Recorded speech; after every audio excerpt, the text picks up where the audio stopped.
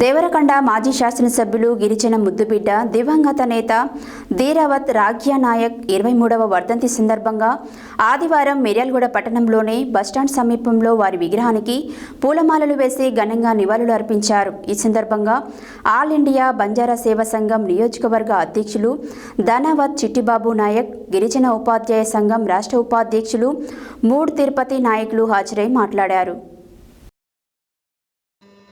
దేవరకొండ మాజీ శాసనసభ్యులు గిరిజన ముద్దుబిడ్డ దివంగత నేత ధీరావత్ రాఘ్య నాయక్ 23వ వర్ధంతి సందర్భంగా ఆదివారం మిర్యాలగూడ పట్టణంలోని బస్టాండ్ సమీపంలో వారి విగ్రహానికి పూలమాలలు వేసి ఘనంగా నివాళులు అర్పించారు.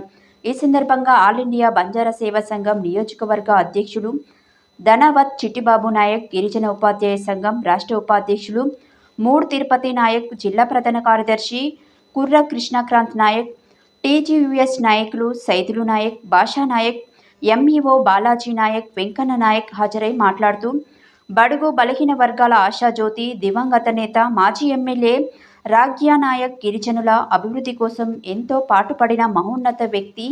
వారు బడుగు బలహీన వర్గాలకు ఎంతో రాజకీయ చైతన్యం కల్పించారు. వారి ఆశయ సాధన కోసం నిరంతరం పనిచేస్తామని అన్నారు.